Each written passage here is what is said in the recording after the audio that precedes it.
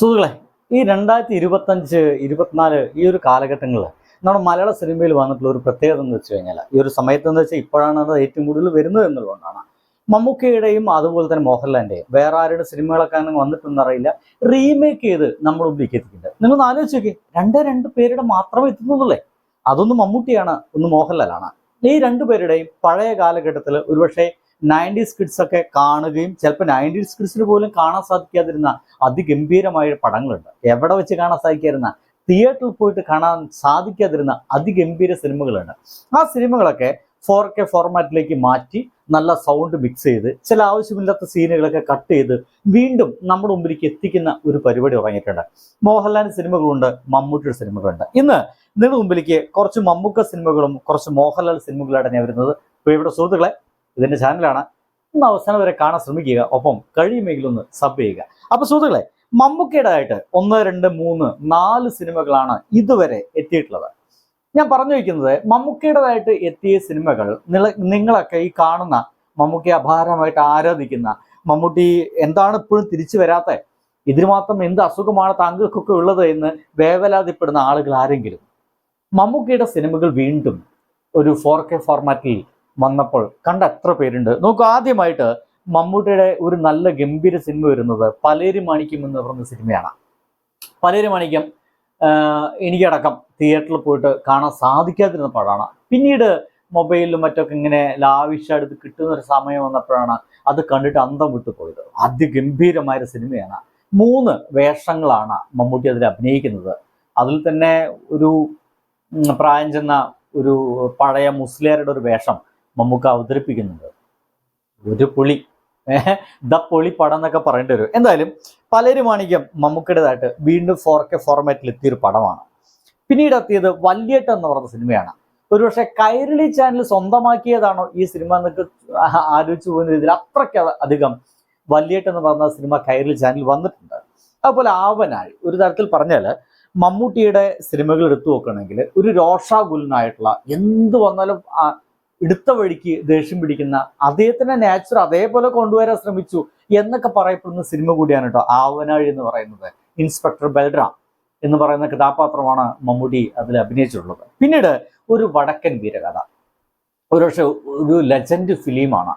നമ്മുടെ മലയാള സിനിമയിൽ ഒട്ടുമിക്ക പഴയും നമ്മുടെ ഇപ്പോഴും മോഹൻലാലിനും മമ്മൂട്ടിയുടെ തുടക്ക കാലഘട്ടങ്ങളിൽ അവർ ചെറിയ വേഷങ്ങൾ ചെയ്യുമ്പോൾ അന്ന് നായകന്മാരായിട്ടുണ്ടെന്ന പല നായകന്മാരും ഈ ഒരു വടക്കൻ വീരകഥ എന്ന് പറയുന്ന സിനിമയിലുണ്ട്.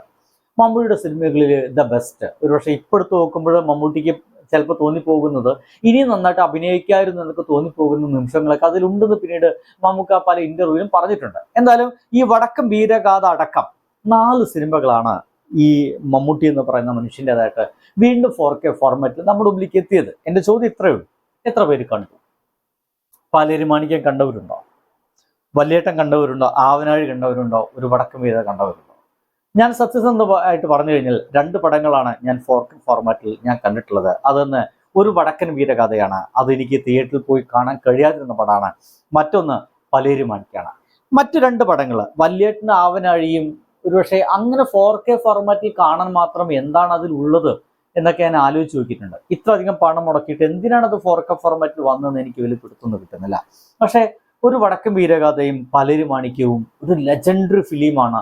ലെജൻഡറി ആക്ടിങ് ഒക്കെ മമ്മൂട്ടി എന്ന് പറയുന്ന ആ ഒരു ഗംഭീര അഭിനേതാവ് കൈവരിച്ച വേഷങ്ങളൊക്കെ അതിലുണ്ട് എന്നുള്ളതുകൊണ്ട് തന്നെ ഞാൻ വീണ്ടും കണ്ടു, ആസ്വദിച്ചു, ഭയങ്കര ഇഷ്ടമായി ഇറങ്ങിപ്പോന്നു. അതേസമയം ഇപ്പോൾ നോക്കൂ, ഈ തുടരുന്ന പറഞ്ഞ സിനിമകൾക്ക് ശേഷം മമ്മൂട്ടിയുടെ മോഹൻലാലിന്റെ ചോട്ടാ മുംബൈ എന്ന് പറയുന്ന ഒരു സിനിമ ഇറങ്ങിയിട്ടുണ്ട്.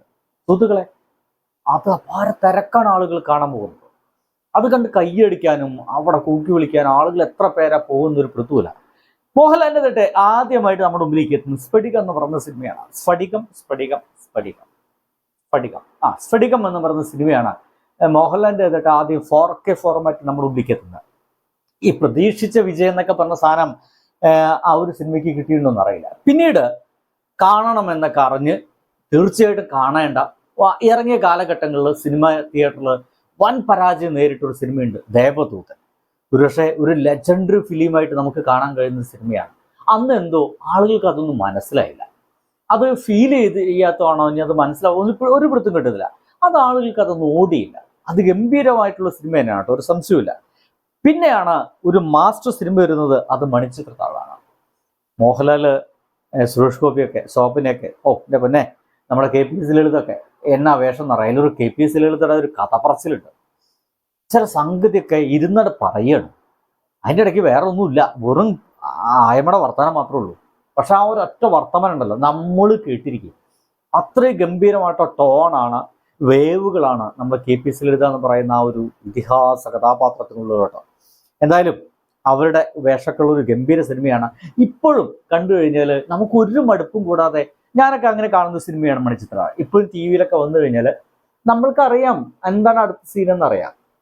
അതിൻ്റെ അടുത്ത സീൻ എന്താണ്, ഇങ്ങനെ ഓരോ സീനും നമുക്ക് കാണാപ്പാടാണ്.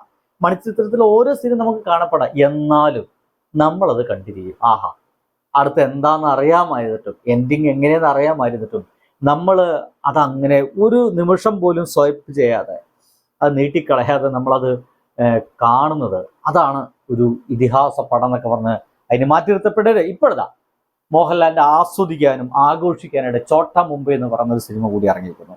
ചോട്ട മുംബൈ സിനിമ ഇറങ്ങിയ സമയത്ത് തന്നെയാണ് ദിലീപിൻ്റെ ഒരു സിനിമ ഇറങ്ങിയിരുന്ന ആ കാലഘട്ടത്തിൽ. ഒപ്പം തന്നെ മമ്മൂട്ടിയുടെ ബിഗ് ബി എന്ന് പറയുന്ന സിനിമ ഇതിനോടൊപ്പമാണ് ഇറങ്ങിയത്, ചോട്ട മുംബൈയുടെ ഒപ്പം ഇറങ്ങി. പക്ഷേ ബിഗ് ബി അന്ന് പരാജയപ്പെട്ടു പോയി. ഇപ്പോൾ സിനിമയുടെ ഒരു മാറ്റം ഉണ്ടാക്കിയ സിനിമയായിട്ട് ബിഗ് ബി ഒക്കെ പല ആൾക്കാരും പറയുന്നുണ്ട്. എന്താണ് അതിൻ്റെ രണ്ടാം ഭാഗം ഇറങ്ങാത്തത് എന്നൊക്കെ പലപ്പോഴും മമ്മൂട്ടിയോടും അമൽ നീതിയോടൊക്കെ ചോദിക്കാൻ തോന്നിയിട്ട് കാലം കുറയായി. എന്തായാലും സുഹൃത്തുക്കളെ, എൻ്റെ ചോദ്യം ഇത്രയേ ഉള്ളൂ. ഇത്രയധികം 4-8 സിനിമകൾ രണ്ടുപേരുടെയും കൂടിയിട്ട് നമ്മുടെ മുമ്പിലേക്ക് എത്തിയിട്ടുണ്ട്. എത്ര പേര് ഈ ആരാധകരെന്ന് പറയപ്പെടുന്ന മോഹൻലാലിൻ്റെ ആരാധകരും മമ്മൂട്ടിയുടെ ആരാധകരും എത്ര പേര് ആ സിനിമ തിയേറ്ററിൽ പോയിട്ടൊന്ന് കണ്ടു?